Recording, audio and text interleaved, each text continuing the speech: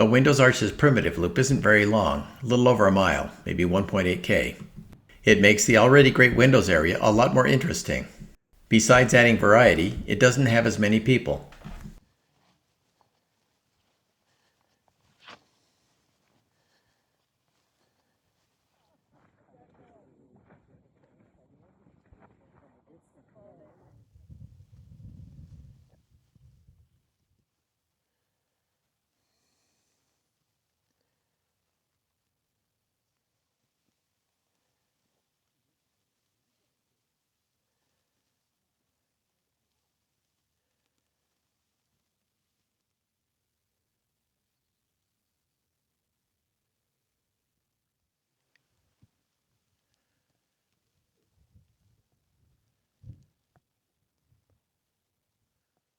Just after this small pass, the trail offers broad vistas to the east.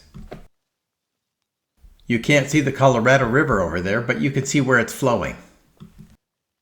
To the southeast are the majestic La Salle Mountains. I've never seen cliff rose bloom so profusely.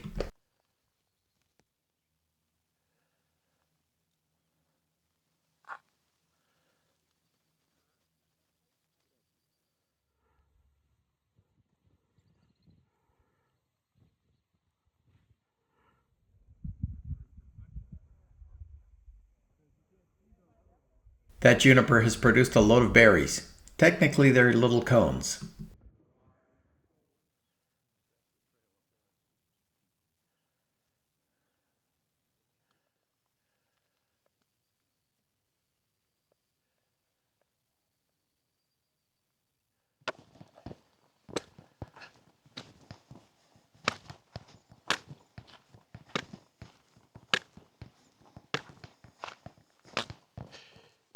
I'm on the Windows Arches primitive loop. I don't know how long this loop is. I'll find out. But it's not very long. And it's not very primitive. It's a trail, but it's not a rough trail. It's just not as fancy as the trail on the other side. Right behind me are the north and south window arches. I'm going clockwise around this loop, but you could come the other way. In fact, everybody I've seen this morning has been coming the other way. If you're at the Windows Arches and you want a little bit more, just a tiny bit more adventure than what you get on the other side, you got to try this primitive loop. Everybody comes to the Windows Arches. They're very busy. If you want to get away from the crowds a little bit and experience a little bit more wilderness, this primitive loop is just the thing to do. I want to hike up to both arches. So first I'm going to go to the north window arch, look through, then I'll come back and head up to the south window arch.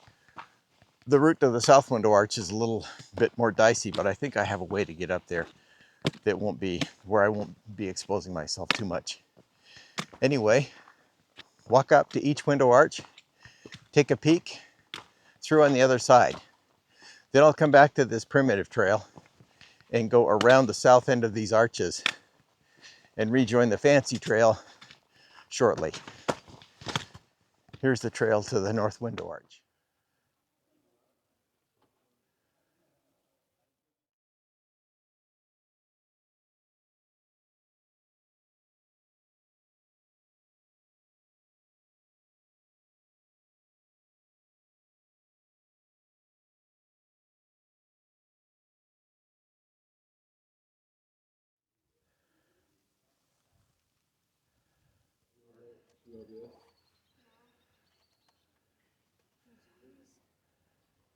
You could just walk right through the north window arch, but I'm not going to.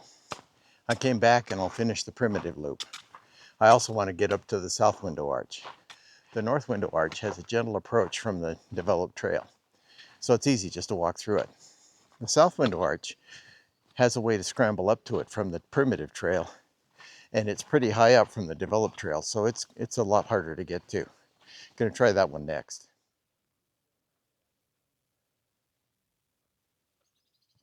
Onto the south window arch. I'm walking along a sandstone ledge, and then gonna find a nice way to scramble up to it.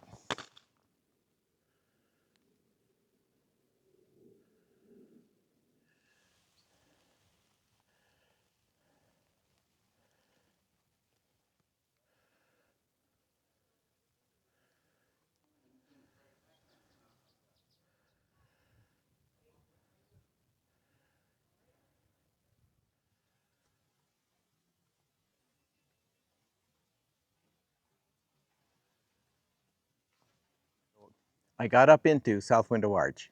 The scramble that I took was really good. Got to be careful. A slip would be bad, but it was doable. I'm not a rock climber. Scrambled back down from the South Window Arch. I was very careful. Again, doable. And now I'm back on the primitive trail. And I want to show you something. Look at this pinion right behind me. We'll take a closer look. No cones at all. We saw that pinion up by the North Window Arch that had tons of cones, but this one doesn't have any cones. And as I understand it, that's how these trees do it.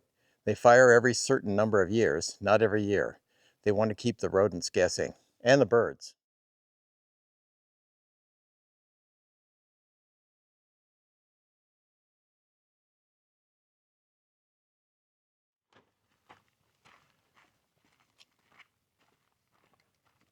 South Window Arch on the other side.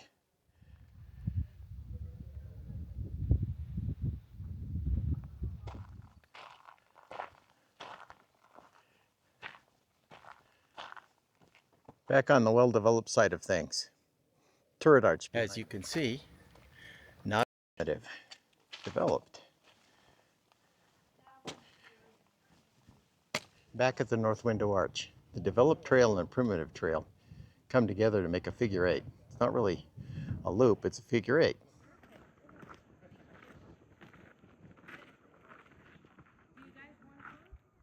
There's the parking lot, and that's the end of the loop.